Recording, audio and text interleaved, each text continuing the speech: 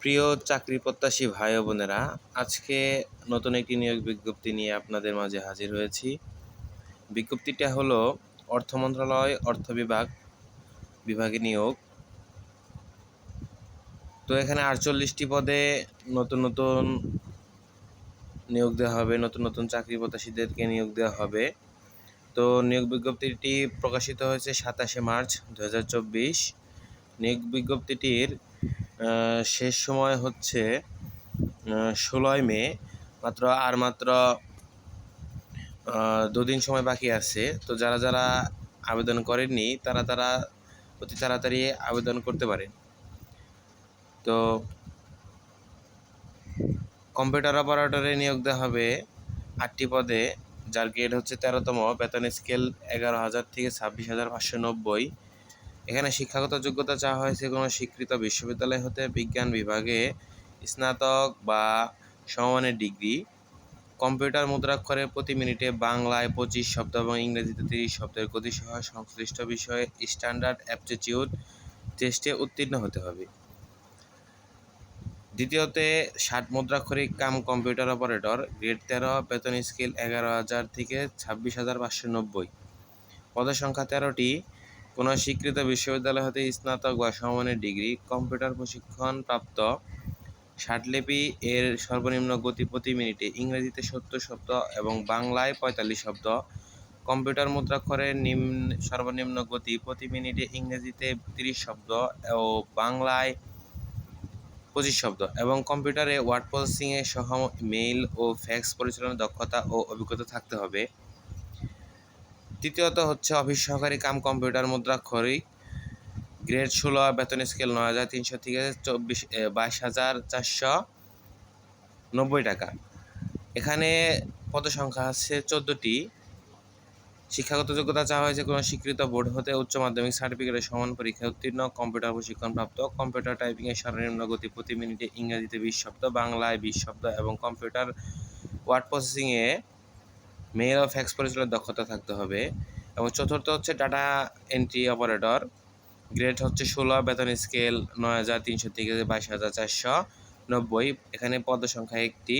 কোনো স্বীকৃত বোর্ড হতে উচ্চ মাধ্যমিক সার্টিফিকেটের সমান পরীক্ষা উত্তীর্ণ এবং কম্পিউটার মুদ্রাক্ষরে প্রতি মিনিটে বাংলায় 20 শব্দ এবং ইংরেজিতে 20 শব্দ গতিসহ সংশ্লিষ্ট বিষয়ে স্ট্যান্ডার্ড অ্যাপটিটিউড টেস্টে উত্তীর্ণ হতে হবে।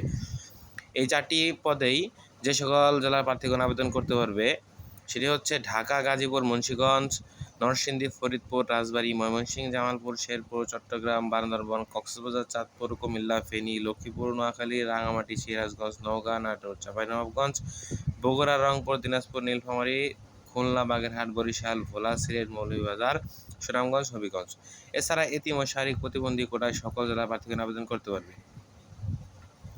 5 নম্বরে আছে অফিস সহকারী কাম কম্পিউটার মুদ্রাক্ষরিক হিসাব কোষ, গ্রেড হচ্ছে 16, বেতন স্কেল 9,300 থেকে 22,490। এখানে পদের সংখ্যা 2টি। কোনো স্বীকৃত বোর্ড হতে উচ্চ মাধ্যমিক সার্টিফিকেটের সমান পরীক্ষা উত্তীর্ণ, কম্পিউটার প্রশিক্ষণপ্রাপ্ত এবং কম্পিউটারে টাইপিংয়ের সর্বনিম্ন গতি প্রতি মিনিটে ইংরেজিতে 20 শব্দ এবং বাংলা 20 শব্দ এবং কম্পিউটারে ওয়ার্ড প্রসেসিংয়ের সহ ইমেল ও ফ্যাক্স পরিচালনার দক্ষতা ও অভিজ্ঞতা থাকতে হবে।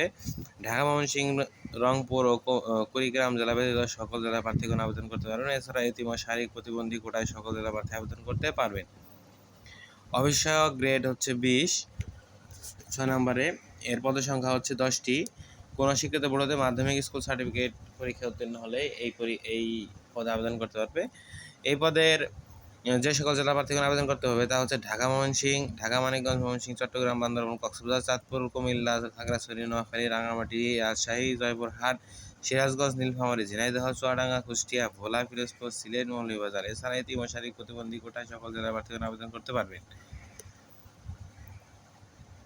1 মার্চ 2024 তারিখে প্রার্থীর বয়স 18 থেকে 30 বছরের মধ্যে হতে হবে। তবে বীর মুক্তিযোদ্ধা, শহীদ মুক্তিযোদ্ধা পুত্র কন্যার ক্ষেত্রে 32 বছর এবং ক্রমিক 2 ও 3 বর্ণিত পদের ক্ষেত্রে বিভাগ প্রার্থীর বয়সসীমা 40 বছর। বয়স প্রমাণের ক্ষেত্রে এফিডেভিট গ্রহণযোগ্য নয়।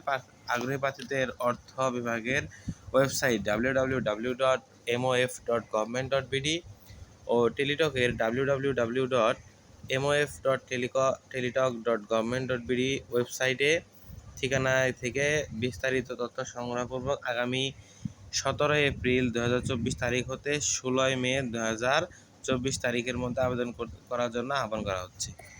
তো যারা যারা এই পদে অর্থ মন্ত্রণালয়ে আবেদন করতে চান তারা অতি দ্রুত এই পদ আপনার পছন্দের পদগুলোতে আবেদন করে নেবেন। ধন্যবাদ সবাইকে।